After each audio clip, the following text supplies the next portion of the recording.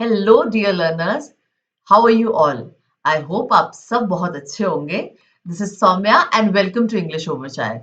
आज ये जो हमारा वीडियो है, ये क्लास 11th के स्टूडेंट्स के लिए है। जो इसका पहला वीडियो था डिस्कवरिंग टड द सागा कंटिन्यूज, ये उसी के कंटिन्यूएशन में सेकंड पार्ट है। पार्ट 1 मैं ऑलरेडी अपलोड कर चुकी हूँ, डिस्क्रिप्शन बॉक्स में उसका लिंक मेंशन्ड है। आप जाकर के पहले वो वीडियो देखिएगा और उसके बाद फिर आप इस वीडियो पे आइएगा। तो जो पहले वाले वीडियो में हमने डिस्कस किया था, एक छोटा सा रिकैप कर लेते हैं कि टट जो थे, उनका पूरा नाम था टूटनखामुन। वो एक इजिप्शियन किंग थे और उनकी मम्मी को सिटी स्कैन और ये सारे प्रोसेसेस के द्वारा पता करने की कोशिश की जा रही है कि उनकी डेथ कैसे हुई थी और उनकी लाइफ किस तरह की रही थी, कैसी वो लाइफ थी और डेथ कैसे हुई थी, उसका क्या रीजन था। और मोस्ट प्रोबेबली ये पता किया गया था कि मर्डर शायद उनका एक पॉसिबिलिटी थी कि मर्डर हुआ है। तो इस तरह की चीजें हमको पिछले पार्ट में पता चली थी। अब इस पार्ट में हम आगे की स्टोरी को कंटिन्यू करेंगे। जो पॉइंट्स आज हम डिस्कस करेंगे उसमें चैप्टर एक्सप्लेनेशन है एंड देन वन लाइनर्स है जो हमारे 10 क्वेश्चन आंसर्स का सेट होता है। आगे बढ़ते हैं हमारे चैप्टर एक्सप्लेनेशन के साथ। Archaeology has changed substantially in the intervening decades, focusing less on treasure and more on the fascinating details of life and intriguing mysteries of death. अब ये बोल रहे हैं कि जो आर्कियोलॉजी है, आर्कियोलॉजी में आपको ऑलरेडी बता चुकी हूँ कि जो हिस्टोरियंस होते थे, जो या अभी भी जो हिस्टोरियंस होते हैं, वो जो स्टडी करते हैं हिस्टोरिकल साइट्स पे जा करके वहां की चीजों के बारे में पता लगाते हैं। अलग अलग मॉन्यूमेंट्स हैं, बहुत सारी साइट्स हैं, तो उसकी जो पूरी वो स्टडी करते हैं, वो जो पूरी पढ़ाई होती है, दैट इज आर्कियोलॉजी। और आर्कियोलॉजी बहुत ज्यादा चेंज हुई है, सब्सटैंशियली मतलब बहुत ही ज्यादा चेंज हुई है इंटरवीनिंग डेकेड्स में। इंटरवीनिंग का क्या मतलब होता है, लेट्स सी। कमिंग बिटवीन और happening in the middle of something, किसी चीज के बीच में होना। मतलब जैसे कि पास्ट है, ये पास्ट हो गया कंप्लीटली, ठीक है, और ये प्रेजेंट हो गया। तो कहीं जो इन दोनों को ही मिक्स करता हुआ, इन दोनों को जोड़ता हुआ जो चीज होती है उसको इंटरवेनिंग कहते हैं कहीं पे भी। और डेकेड का क्या मतलब होता है, एक डेकेड जो होता है वो आपके 10 ईयर्स के बराबर होता है। ठीक है, तो कह रहे हैं कि जो इंटरवेनिंग डेकेड्स है, जो चेंज होते हुए डेकेड्स थे, उसमें आर्कियोलॉजी ने ट्रेजर पे कम फोकस किया है और ज्यादा किस चीज पे फोकस किया है, लाइफ की फैसिनेटिंग डिटेल्स के बारे में और डेथ की इंट्रीगिंग मिस्ट्रीज के बारे में। फैसिनेटिंग का मतलब हम समझ लेते हैं यहाँ पे क्या होता है, बहुत ज्यादा इंटरेस्टिंग या कैप्टिवेटिंग होना, बहुत इंटरेस्टिंग या अट्रैक्टिव सा। और इंट्रीगिंग का क्या मतलब होता है, वही अगेन क्यूरियस होना, किसी चीज के बारे में हमें जिज्ञासा होना। कहने का मतलब इस पैराग्राफ में ये है कि आर्कियोलॉजी जो है वो अब क्या गोल्ड मिला या क्या सोना चांदी या हीरे जवाहरात मिले, उस पे अब कम फोकस करके इस चीज पे ज्यादा फोकस करती है। स्पेशली अभी यहाँ पे बात हो रही है टूटनखामुन की, कि क्या लाइफ की फैसिनेटिंग डिटेल्स थी, क्या ऐसी इंटरेस्टिंग सी डिटेल्स हो सकती हैं जो उस जमाने में लोग थे, मेनली यहाँ पे टूटनखामुन की, उनकी कैसी लाइफ रही होगी।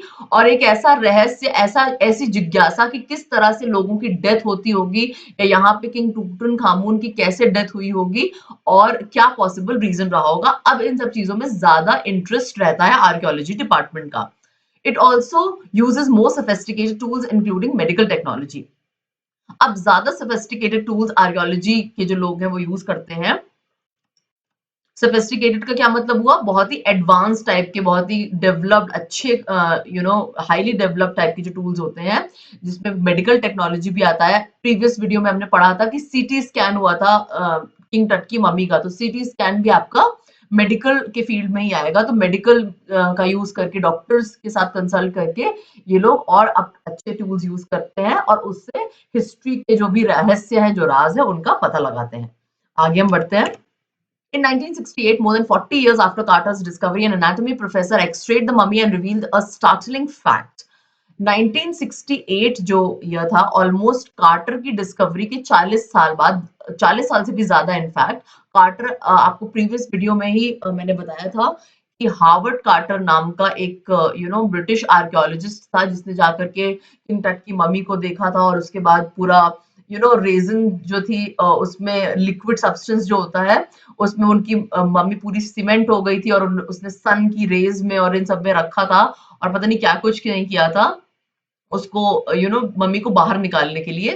तो ये सब हमें कार्टर के बारे में पता चला था। तो अभी जो कार्टर की डिस्कवरी थी, और कब उसने की थी, 1922 में की थी।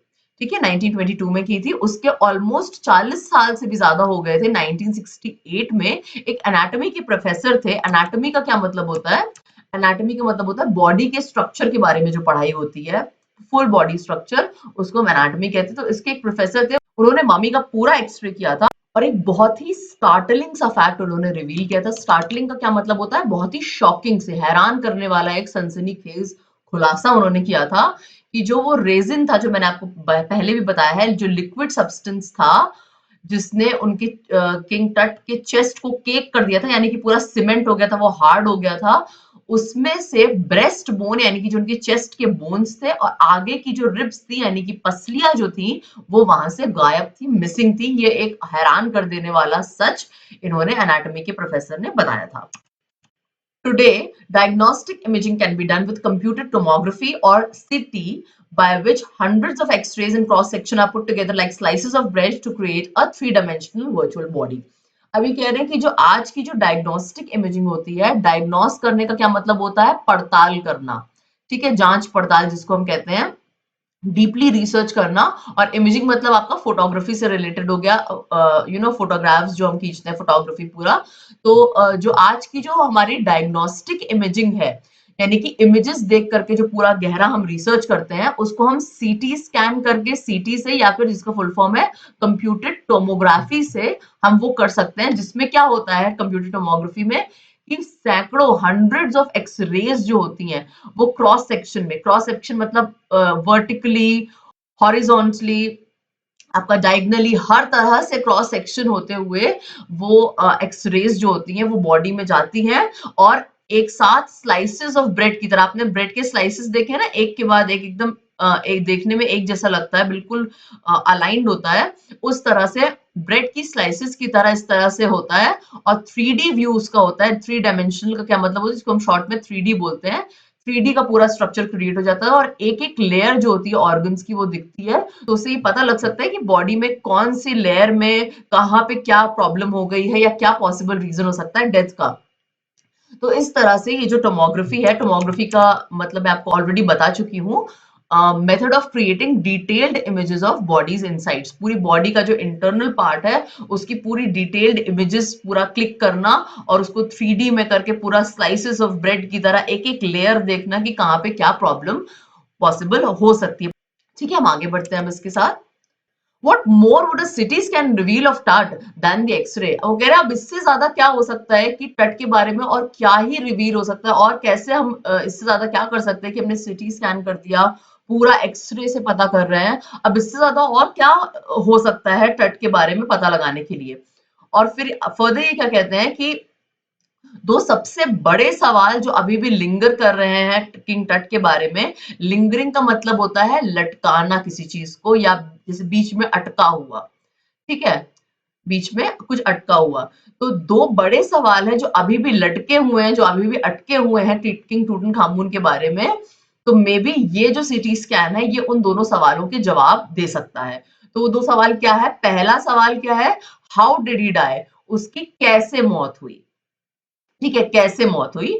और दूसरा सवाल क्या है? How old was he at the time of his death, उसकी एज क्या थी जब उसकी डेथ हुई। ये दो बड़े सवालों का जवाब हमें सीटी स्कैन से मिल सकता है।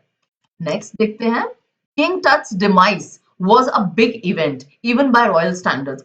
डिमाइस का मतलब होता है डेथ। तो जो ये किंग टट की डेथ थी ये बहुत ही बड़ा एक इवेंट थी, बहुत बड़ी घटना थी इवन रॉयल स्टैंडर्ड्स के लिए। कहने का मतलब ये है कि इवन बाय रॉयल स्टैंडर्ड्स की जो आम प्रजा थी उसके लिए किसी राजा की डेथ होना तो ऑब्वियस सी बात है, एक बिग इवेंट होगा। बट राजाओं के लिए आपस में वो चीज इतनी बड़ी नहीं हो सकती क्योंकि सभी राजा हैं। बट इनकी जो डेथ थी किंग टट की, वो इवन रॉयल स्टैंडर्ड्स, रॉयल शाही लोगों के लिए भी एक बहुत बड़ा इवेंट, एक बहुत बड़ी घटना थी।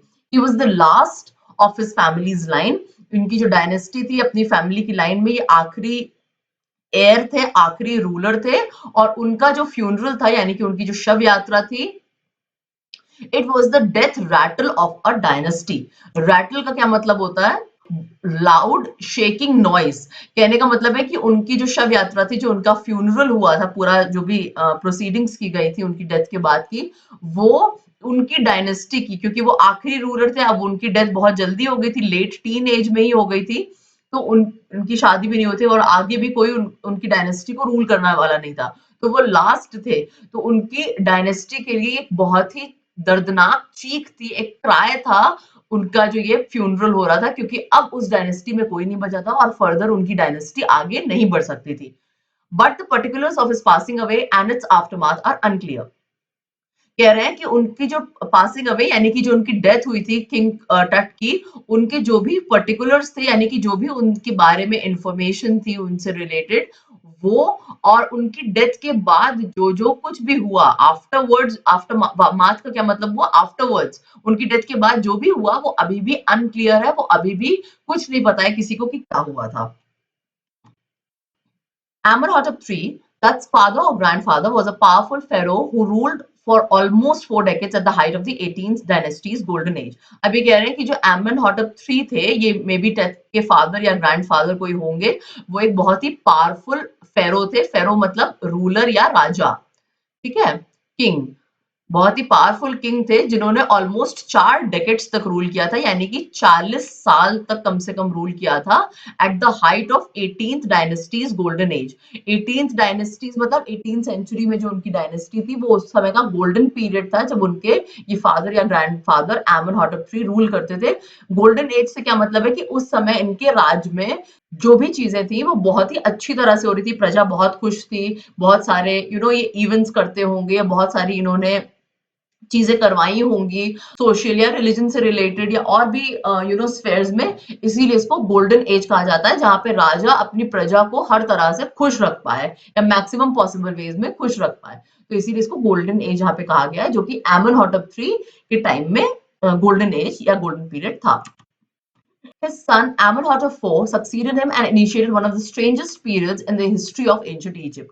अब उनका जो बेटा था ये एमनहॉटेप IV, उसने उनको सक्सीड किया, यानी कि उसके बाद उसने राजगद्दी ली और उसने एक बहुत ही स्ट्रेंजेस्ट पीरियड की शुरुआत की। इनिशिएट करना मतलब स्टार्ट करना, ठीक है, एक बहुत ही स्ट्रेंज सा यानी कि अजीब सा पीरियड एक की शुरुआत की in the history of ancient Egypt, यानी कि प्राचीन, एंशिएंट मतलब हुआ आपका प्राचीन, प्राचीन इजिप्ट के इतिहास में उसने एक बहुत ही अजीब सी चीज का स्टार्ट किया था, एक अजीब सी चीज को इनिशिएट किया था।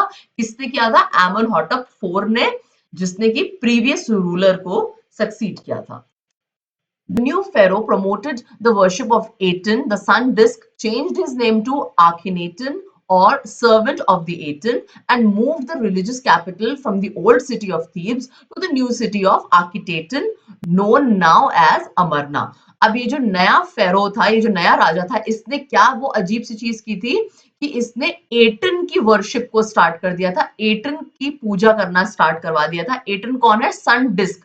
सन डिस्क मतलब ये जो ऐसा सिंबल होता है ना सन का, इस तरह से, ये जो सिंबल है सन को जब भी हम ड्रॉ करते हैं तो इस तरह से ऑलमोस्ट ड्रॉ करते हैं, तो ये जो एक सिंबल था, यानी कि सूरज की पूजा करना, सन डिस्क की पूजा करना, जिसको इजिप्ट में एटन कहा जाता है, उसकी वर्शिप को प्रमोट करना शुरू किया। अपना नाम चेंज करके आखिनेटन कर लिया। आखिनेटन का क्या मतलब होता है? सर्वेंट ऑफ द एटन, यानी कि जो एटन है जिसकी हम पूजा कर रहे हैं, हम उसके सर्वेंट है, हम उसके गुलाम है, नौकर है, इस तरह से कि अपने आप को कि मैं आपका एक बंदा हूं या मैं आपका एक खिदमत में आपके हाजिर हूँ, आपका सेवा करने के लिए हूँ, इस तरह से अपना नाम आखिनेटन कर लिया। और उसने क्या किया, जो रिलीजियस कैपिटल थी, पहले के जमाने में क्या होता था, जैसे जो राजा वगैरह होते थे उनकी कैपिटल्स भी अलग होती थी। एक वो कैपिटल होती थी जहां से वो बैठ के रूल करते थे, और एक रिलीजियस कैपिटल भी होती थी। बहुत से लोग नहीं भी करते थे, बट यहाँ पे इनके केस में इजिप्ट में हो रहा है। रिलीजियस कैपिटल मतलब कि ऐसा शहर जहां पे जो उनकी मेन जो, जिसको हम कहते हैं कुल देवता या कुल देवी जो होती हैं, उनकी जो पूजा होती है, जो मेन गॉड जिनको वर्शिप करते हैं, उनकी जो सिटी होती है वो रिलीजियस कैपिटल हो जाती है। तो इसने क्या किया था, इसने फिर रिलीजियस कैपिटल जो है उसको भी चेंज कर दिया था from the old city of Thebes. पहले जो रिलीजियस कैपिटल थी वो कौन सी सिटी थी? वो थीब्स थी, फर्स्ट जो ओल्ड सिटी थी, तो वो कैपिटल सिटी थी, रिलीजियस कैपिटल थी। अब कौन सी नई सिटी हो गई है? New city of Akhetaten. अब ये दूसरी सिटी को इसने रिलीजियस कैपिटल बना दिया है, जिसका नाम है आखिटेटन। यानी कि जो ओल्ड रिलीजियस ओल्ड सिटी है, जो रिलीजियस कैपिटल थी उसका क्या नाम था? थीब्स। ठीक है, और अब जो न्यू सिटी हो गई है, जो अब रिलीजियस कैपिटल है, उसका नाम है अखिटेटन। ठीक है, अखिटेटन, जिसको अब अमरना के नाम से जाना जाता है। ठीक है, तो ये एक शॉर्ट में मैंने लिख दिया आपको अंडरस्टैंडिंग के लिए, रिलीजियस कैपिटल ओल्ड से चेंज करके अब न्यू हो गई है, थीब से चेंज होकर के अखिटेटन हो गई है। He further shocked the country by attacking Amun, a major god, smashing his images and closing his temples. Smashing का क्या मतलब होता है? पीसेस में उसको ब्रेक कर देना, तोड़ देना किसी चीज को। तो उसने फर्दर क्या ऐसी शॉकिंग चीज की? उसने फर्दर कंट्री को शॉक कर दिया बाय अटैकिंग आमून, यानी कि जो ओल्ड, ये आमून कौन है? ये ओल्ड गॉड थे जिनको अब वर्शिप नहीं कर रहा है ये जो आखिनेटन है। जो मेजर गॉड थे, जो कुल देवता थे, उनकी इमेजेस, जो मूर्तियां वगैरह थी, उसको तोड़ दिया। उनके जो टेम्पल्स थे जहां पे लोग पूजा करते थे, उसको बंद करवा दिया। ये सारी चीजें इसने की कि और रिलीजियस कैपिटल शिफ्ट कर दी कि हम अब आर्टन को, या जो सन डिस्क है, उसी को ही पूजेंगे, और आमून को इसने पूजना बंद कर दिया था। It must have been a horrific time, said Ray Johnson, director of the University of Chicago's Research Center in Luxor, the site of ancient Thebes. अब रे जॉनसन, एक नया नाम हमारे सामने आया है। कौन है ये रे जॉनसन? ये University of Chicago's research centre, जो शिकागो का रिसर्च सेंटर है, उसकी यूनिवर्सिटी जो है, उसकी ये डायरेक्टर है। Okay, this research centre is in Luxor. Okay, और लग्जर कहाँ पे है? The site of ancient Thebes. Ancient, जो प्राचीन थीब्स जो जगह है, वहां पे एक साइट है लक्शर, वहां पे एक जगह है लग्जर में, उस पे रिसर्च सेंटर जो है, वहां के ये डायरेक्टर है। उन्होंने ये चीज बोली कि ये बहुत ही हॉरिफिक पीरियड रहा होगा लोगों के लिए, कि जब जिन गॉड को वो पूजते हैं, उनके ही मूर्तियों को तोड़ा जा रहा है, उनके टेम्पल्स को बंद करवाया जा रहा है, और एक नए देवता की पूजा शुरू हो गई है। The family that had ruled for centuries was coming to an end, and then Akhenaten went a little wacky. अब ये बोल रहे हैं कि जो फैमिली जिसने सेंचुरीज तक रूल किया, काफी सेंचुरीज मतलब कई सौ सालों तक रूल किया, वो अब एक एंड पे आने वाली है, वो अब एक समाप्ति के तरफ आने वाली है। और फिर क्या हुआ? क्योंकि ये सब चीजें आखिनेटन ने शुरू कर दिया था, और उसके बाद क्या हुआ कि आखिनेटन जो है वो थोड़ा सा वैकी सा हो गया था। वैकी का मतलब होता है पागल। ओके, वेरी स्ट्रेंज या वेरी सेंट्रिंग, मतलब एकदम पागल हो गया, थोड़ा सा क्रेजी सा हो गया।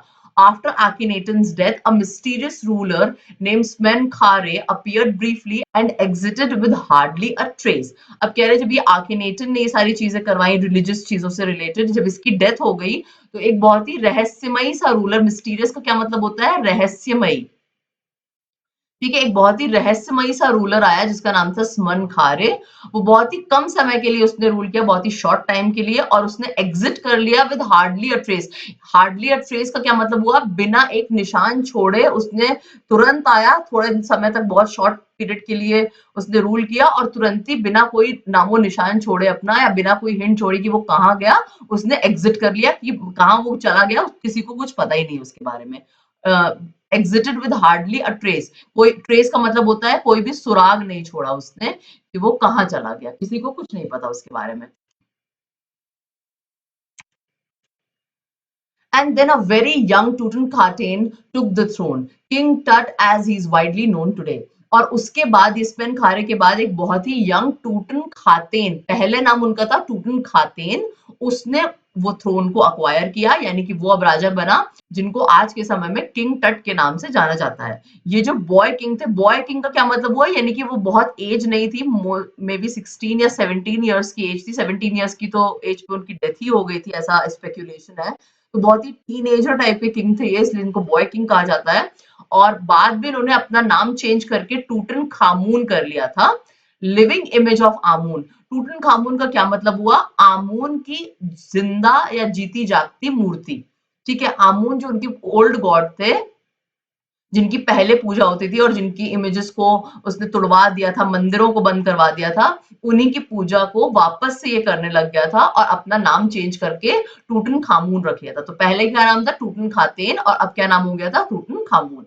and oversaw restoration of the old ways. Restoration का क्या मतलब होता है? The act of repairing या bringing something back. तो इन्होंने क्या किया कि वापस से जो पुराने तरीके थे उनको वापस ले आया टूटन खामून, और वापस से आमून जो थे जिनकी पहले पूजा होती थी, वापस से उनकी पूजा करवानी स्टार्ट कर दी और अपना नाम टूटन खातेन से चेंज करके टूटन खामून रख लिया। He reigned for about 9 years and then died unexpectedly.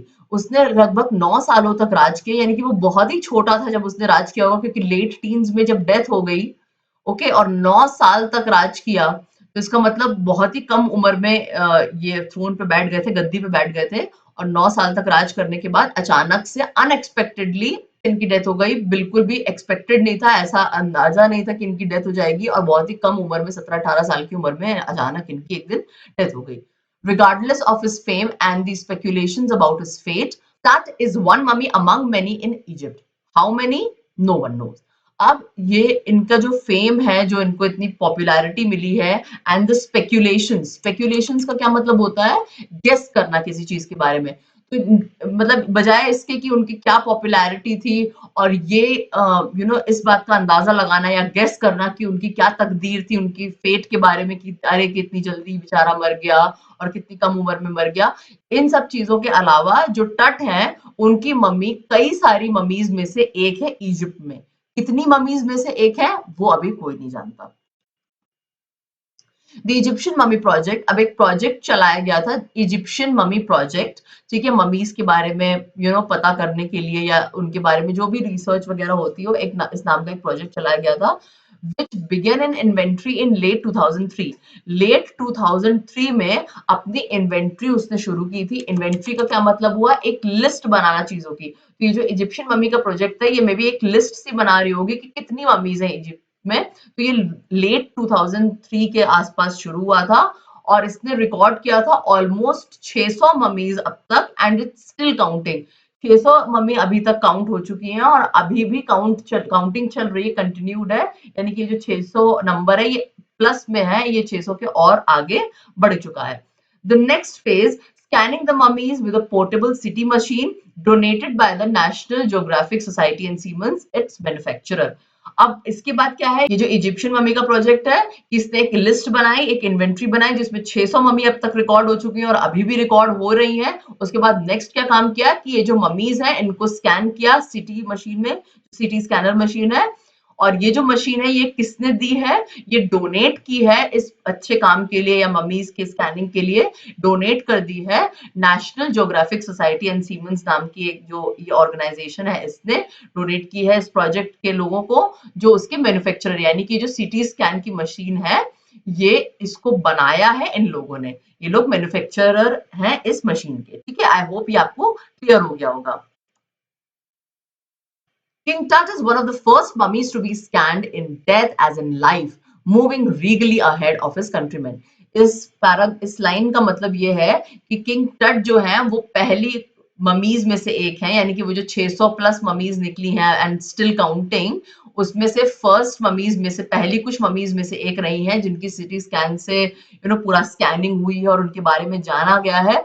तो कहने का मतलब है कि चाहे डेथ हो या लाइफ हो, जो किंग टट थे वो अपने कंट्रीमैन से हमेशा आगे ही रहे हैं, हमेशा फॉरवर्ड ही रहे हैं। क्यों? जब वो जिंदा थे तब वो राजा बन के उन्होंने राज किया, और मरने के बाद भी उनकी जो मम्मी थी वो कुछ फर्स्ट मम्मीज में से एक थी जिसकी स्कैनिंग हुई। नहीं तो ऐसे तो 600 से भी ऊपर मम्मीज हैं, और भी अभी भी काउंट चल रहा है कितनी मम्मीज निकल चुकी हैं, बट टॉप 5 या टॉप 10 में उनकी मम्मी थी, तो वो हर मामले में आगे ही रहे हैं हमेशा किंग टट। A CT machine scanned the mummy head to toe, creating 1700 digital X-ray images and cross section. अभी बोल रहे हैं कि सिटी मशीन ने क्या किया है कि उसने मम्मी को पूरा सिर से लेके पांव तक स्कैन किया है, जिसमें 1700 डिजिटल एक्सरे की इमेजेस निकली है, यानी कि 1700 इमेजेस, 1700 फोटोज निकाली है, डिजिटल एक्सरे किया है, और पूरा क्रॉस सेक्शन में, यानी कि पूरा हर तरह से उनकी बॉडी को पूरा स्कैन करके हर एंगल से रख करके फोटोग्राफ्स खींचे गए हैं, ये पता करने के लिए कि क्या पॉसिबिलिटी रही होगी इनकी डेथ की और किस तरह की लाइफ इन्होंने जी होगी। Tut's head scanned in 0.62 millimeter slices to register its intricate structure takes on airy detail in the resulting image. Intricate का क्या मतलब होता है? बहुत ही डिटेल में, बहुत ही कॉम्प्लिकेटेड, एकदम एक एक डीपर जा करके कोई चीज को पता लगाना। और एरी का क्या मतलब होता है? बहुत ही स्ट्रेंज होना या बहुत ही स्पूकी होना। स्पूकी मतलब बहुत ही डरावना सा, अजीब सा होना, वियर्ड सा। तो किंग टट का जो सिर है उसको पूरा स्कैन किया था, 0.62 मिलीमीटर के स्लाइस किए गए थे, यानी कि इतने पतले पतले स्लाइसेस किए गए थे, ये देखने के लिए बहुत ही, to register its integrate structure का क्या मतलब हुआ कि ये रिकॉर्ड करने के लिए कि पूरा डिटेल में बारीकी से कि क्या उनके हेड का स्ट्रक्चर था। और ये एक बहुत ही अजीब सी जो रिजल्टिंग इमेज हमें मिली है, उसने एक बहुत ही स्पूकी सी, बहुत ही स्ट्रेंज सी डिटेल उससे हमें पता लगी। With Tutt's entire body similarly recorded, a team of specialists in radiology, forensics, and anatomy began to probe the secrets that the winged goddesses of the gilded burial shrine protected for so long. इस पूरे paragraph का क्या मतलब है कि radiology के जो specialist थे, फोरेंसिक्स का मतलब होता है जो क्रिमिनल का, क्राइम का पता लगाने के लिए जो साइंटिफिक एक्सपेरिमेंट्स होते हैं, उसको फोरेंसिक पूरा स्टडी या फोरेंसिक डिपार्टमेंट करता है, जिससे वो पूरा साइंस के एक्सपेरिमेंट्स करके अपराध का पता लगाने की कोशिश करता है। और एनाटॉमी मतलब क्या हुआ? आपका जो बॉडी का स्ट्रक्चर है उसके जो पूरे टीम होती है या उसकी जो रिसर्चर्स होते हैं। और रेडियोलॉजी का क्या मतलब हुआ कि जो मेडिकल इमेजेस वगैरह जो लेती है, पूरा बॉडी की जो एक एक इमेज क्लिक करती है उससे पता लगाने के लिए, वो रेडियोलॉजी डिपार्टमेंट होता है। तो ये जो तीनों डिपार्टमेंट्स हैं, इसके जो स्पेशलिस्ट्स हैं, पूरे एक्सपर्ट्स हैं, उनकी पूरी टीम ने बॉडी को पूरा स्कैन किया, पूरा देखा, एक एक रिकॉर्डिंग की और ये जानने की कोशिश की, बिगैन टू प्रॉब द, यानी कि to know the secrets. Probe the secrets मतलब ये जानने की कोशिश की, वो सारे राजों को जानने की कोशिश की, रहस्य को जानने की कोशिश की जो विंग्ड गॉडेसेस ने। विंग्ड मतलब, विंग्ड गॉडेसेस का क्या मतलब हुआ? Having wings like a bird, यानी कि आपने देखा होगा जो इजिप्ट के या दूसरे रिलीजन में, अदर रिलीजन में जो गॉड्स गॉडेसेस होती हैं, उनके विंग्स होते हैं, पंख होते हैं, कि वो सारे रहस्यों को, ये सारे जो स्पेशलिस्ट थे उन्होंने मिल करके जो सारी स्कैनिंग की, उससे उन सीक्रेट्स का, उन राजों को खोलने की कोशिश की जो विंग्ड गॉडेसेस ने उस गिल्डेड बेरियल श्राइन। श्राइन का क्या मतलब हुआ? श्राइन का मतलब हुआ वर्शिप की जगह, यानी कि वो जो किंग टट को जहाँ पे बेरी किया गया था, जहाँ पे उनको दफनाया गया था, वो जो श्राइन थी, वो जो एक सेक्रेड, एक पवित्र जगह थी, वहां पे जो विंग्ड गॉडेसेस ने इतने समय तक जिस राज को, जिस सीक्रेट को प्रोटेक्ट किया था, तो ये जो स्पेशलिस्ट थे तीनों फील्ड्स के, ये अब इन राजों का या इन सीक्रेट्स को अब पता लगा रहे थे, इन्होंने शुरुआत उसकी कर दी थी। The night of the scan, workmen carried Tut from the tomb in his box. Like pallbearers, they climbed a ramp and a flight of stairs into the swirling sand outside and rose on a hydraulic lift into the trailer that held the scanner. Okay, तो अब ये क्या बोल रहे हैं कि जिस दिन स्कैन करना था, जिस दिन स्कैन वाली रात थी, जो वर्कमैन थे, जो वहां पे काम करने वाले लोग होते हैं, उन्होंने टट की बॉडी को उनकी टूम से, उनकी कब्र से, टूम मतलब होता है कब्र, उनका जो बॉक्स था, उनकी कब्र में से जो बॉक्स उनका रखा हुआ था उसमें से बाहर निकाला और पॉल बेरर्स की तरह। पॉल बेरर्स का क्या मतलब हुआ? जो कॉफिन उठाते हैं। क्रिश्चियंस में आपने देखा होगा कॉफिन बॉक्स में डेड बॉडी रखी जाती है और कॉफिन को लोग उठाते हैं और वहां पे जाके बेरी करते हैं। उनको जो कॉफिन उठाता है उसको पॉल बेरर कहते हैं। तो नीचे की तरफ डाउन स्टेयर्स था उनके जो ग्रेव थी, तो वहां पे जो रैंप बना हुआ था, रैंप इस तरह का स्लाइड करता हुआ स्ट्रक्चर होता है। तो रैंप से वो क्लाइम करते हुए, सीढ़ियां चढ़ते हुए ऊपर आए और जब बाहर निकले तो जो रेत थी वो बहुत ही स्वर्ल कर रही थी, यानी कि इस तरह से ट्विस्ट होते हुए हवा चल रही थी। ठीक है, तो इसका मतलब इससे हमें पता चलता है कि कोई रेतीली जगह थी, वहां पे में भी कोई डेजर्ट होगा, कोई रेगिस्तान होगा, वहां पर ये सब हो रहा होगा, स्कैनिंग वाली चीज। और इसी को रैंप से ले जाते हुए और स्टेयर से ले जाते हुए वहां पे बाहर की तरफ लेके आए, जहां पे बहुत ज्यादा रेत उड़ रही थी और बहुत ज्यादा हवा चल रही थी। Then rose on a hydraulic lift. Hydraulic का क्या मतलब हुआ? Powered by liquid.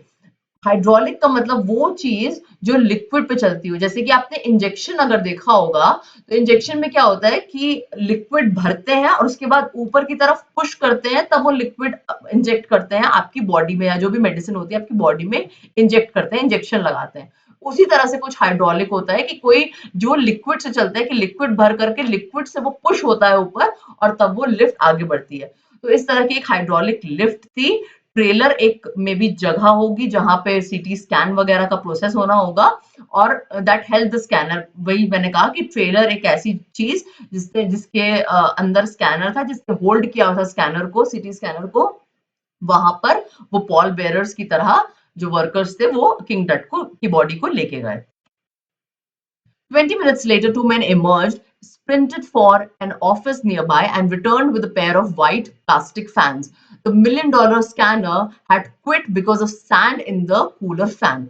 अब स्प्रिंटेड का क्या मतलब होता है? बहुत ही तेजी से भागते हुए आना, बहुत ही कम शॉर्ट डिस्टेंस से बहुत ही क्विकली, बहुत तेजी से भागते हुए आना। तो क्या हुआ कि जब स्कैनर में लेके जाया गया हाइड्रोलिक लिफ्ट से, तो 20 मिनट के बाद ही दो मैन जो थे, दो आदमी एकदम से अचानक से कहीं से प्रकट हो गए, इमर्ज हो गए, स्प्रिंट करते हुए, बहुत ही हाफते हुए, दौड़ते हुए आ रहे थे एक पास के ऑफिस जो था वहीं से ही। और वो प्लास्टिक के व्हाइट कलर के प्लास्टिक के फैंस जल्दी से अपने साथ लेके गए। क्यों ऐसा किया उन्होंने?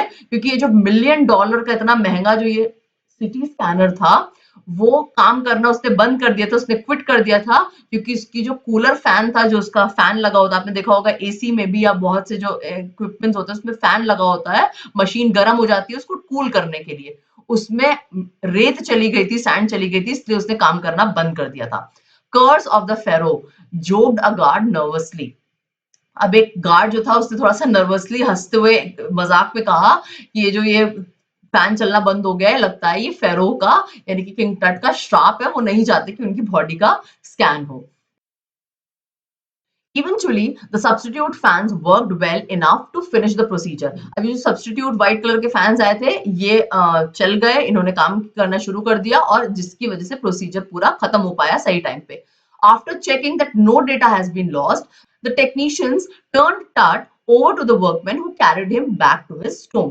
अब क्या हुआ कि जो फैंस थे उसने काम करना शुरू कर दिया, पूरा प्रोसीजर जब हो गया और जब ये चेक कर लिया कि कोई भी डेटा लॉस्ट नहीं हुआ है, सब कुछ है हमारे पास, सब रिकॉर्ड हो गया है, तो ये जो टेक्नीशियंस थे, जो एक्सपर्ट्स थे, उन्होंने टट की बॉडी को वापस से फिर से वर्कमैन को दे दिया, जो वापस से उसको ले जाकर के उनकी बॉडी को उनकी टूम में, उनकी कब्र में वापस रख दिया।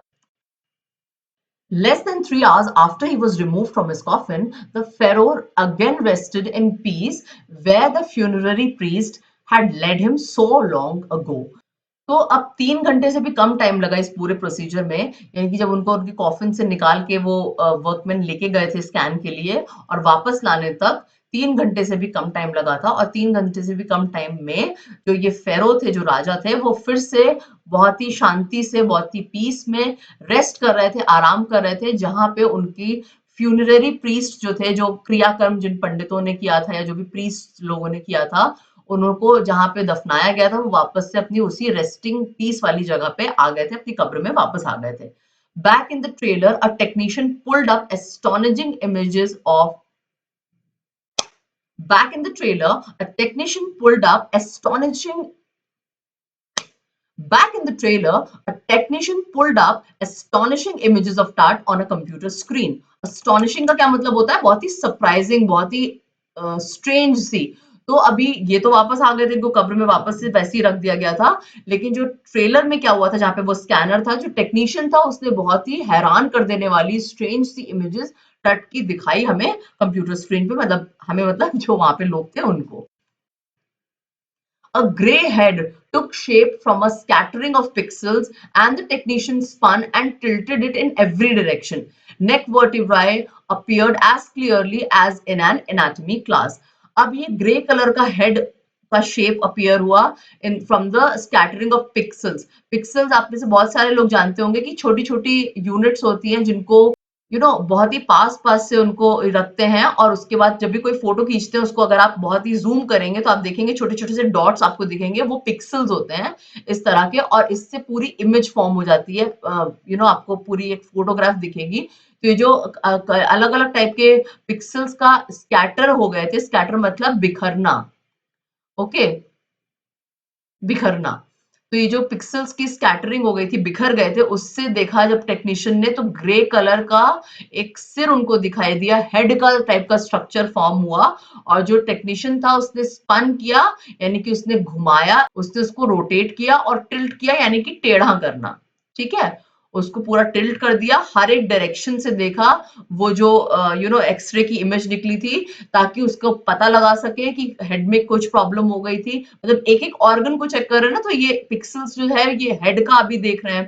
तो टेक्नीशियन ने क्या किया, पूरा रोटेट करके टेढ़ा मेढ़ा हर एक डायरेक्शन से देखने की उस इमेज को कोशिश की कि क्या पॉसिबल रीजन हो सकता है। Neck vertebrae appeared as clearly as in an anatomy class. अब नेक का जो पूरा वर्टिब्राय था, यानी कि पूरा जो नेक का स्ट्रक्चर था बोन्स का और सबका, वो बिल्कुल क्लियरली वैसे ही दिख रहा था जैसे कि किसी एनाटॉमी की क्लास में दिखता है, यानी कि जो बॉडी का स्ट्रक्चर के जो स्टूडेंट्स पढ़ाई करते हैं, एनाटॉमी की जो पढ़ाई करते हैं, उनकी क्लास में जैसा पूरा स्ट्रक्चर नेक का दिखता है, एग्जैक्टली वैसा ही उस इमेज में भी शो हो रहा था। Other images revealed a hand, several views of the rib cage and the transection of the skull. Transection का क्या मतलब होता है? किसी चीज को कट करना या किसी चीज को स्लाइस कर देना, पूरा उसका स्ट्रक्चर के थ्रू होते हुए, पेनिट्रेट करते हुए किसी चीज को काट देना। तो और जो इमेजेस थी हेड के अलावा, उसने क्या रिवील किया? किसी में हैंड दिखा, कहीं पे हमें व्यू दिखा रिब केज का, यानी कि जो पसलियों का पूरा ढांचा होता है, स्ट्रक्चर होता है, और एक ट्रांसेक्शन दिखा, यानी कि पूरा कट दिखा पूरे स्कल का। But for now the pressure was of. अब जो है प्रेशर ऑफ हो गया था, यानी कि वो जो एक प्रेशर था कि कैसे किंग टट की बॉडी को लेके जाना, पूरा स्कैनिंग होना, वापस सही सलामत आना, ये सारी चीजें बहुत ही प्रेशर वाली थी, बहुत ही टेंशन वाली थी।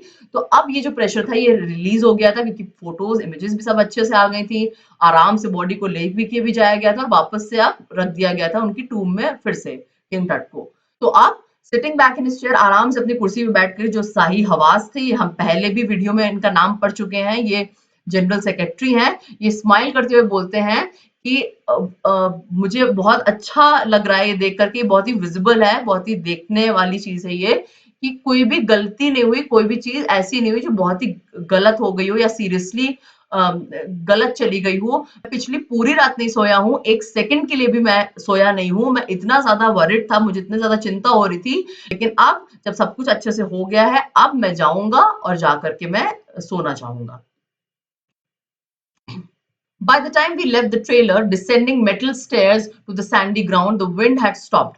अब जब इन्होंने ट्रेलर, ये बोल रहे हैं कि जब हम ट्रेलर छोड़ करके आए, ट्रेलर वो प्लेस या वो चीज जहां पे स्कैनर रखा हुआ था, और डिसेंडिंग मतलब नीचे उतरना, और नीचे उतर करके जब हम डिसेंड करते हुए आ रहे थे अपने मेटल के स्टेयर से, मेटल, हमें पता चल रहा है कि जो स्टेयर केसेस थे, जो सीढ़ियां थी, वो मेटल की बनी हुई थी, उससे नीचे उतरते हुए जब हम आ रहे थे, और ऊपर की तरफ था ये जो ट्रेलर था, ये आप समझ लीजिए ट्रेलर ये है, सीढ़ियों से नीचे उतरते हुए ये ग्राउंड पे आए जहाँ पे सैंड है, और सैंड से भी यहाँ पे नीचे स्टेयर्स हैं, जो और नीचे डिसेंड होते जाते हैं, यहाँ पे टूम है। तो 3 पार्ट्स में आप इसको समझ सकते हैं। ठीक है, तो ट्रेलर छोड़ करके नीचे की तरफ डिसेंड होते हुए मेटल स्टेयर से वो ग्राउंड पे आए, सैंड वाले ग्राउंड पे। जब वो नीचे आए तो उन्होंने क्या देखा कि जो हवा थी, जो आंधी थी, वो चलनी बंद हो गई थी। तो विंटर एयर ले cold and still like death itself. अब ये जो सर्दी की जो हवा थी, ये बहुत ज्यादा ठंडी थी और बहुत ही स्टिल थी, यानी कि बहुत शांत थी, रुकी रुकी सी थी, जैसे कि मौत हो, जैसे मौत खुद खड़ी हो in this valley of the departed. कहाँ पे किंग टट की बॉडी थी? वैली ऑफ द किंग्स में। तो ये जो वैली है डिपार्टेड की, यानी कि जो जा चुके हैं दुनिया से, वहां पे ऐसा लग रहा था जैसे डेथ खुद आकर के खड़ी हो गई हो। Just above the entrance to Tut's tomb stood Orion, the constellation that the ancient Egyptians knew as the soul of the Osiris, the god of the afterlife, watching over the boy king. अब ये जो king टट का टूम था, उसकी entrance पे, यानी कि यहाँ पे सैंड वाला है, यहाँ पे ग्राउंड है, ओके, यहाँ पे रेगिस्तान है, यहाँ पे नीचे हम सीढ़ियों से उतर के नीचे गए तो यहाँ पे टूम वाला स्ट्रक्चर है, पूरा वो चेम्बर है जहाँ पे किंग टट की मम्मी रखी हुई है। ठीक है, तो जस्ट अबव द एंट्रेंस, यानी कि यहाँ पे मे भी एंट्रेंस होगा जिसपे नीचे उतरते हुए हम जाएंगे किंग टट की टूम में, वहां पे ओरियन हमें दिखा आसमान में। ओरियन क्या होता है? एक कॉन्स्टिलेशन था। कॉन्स्टिलेशन का क्या मतलब हुआ? Group of stars.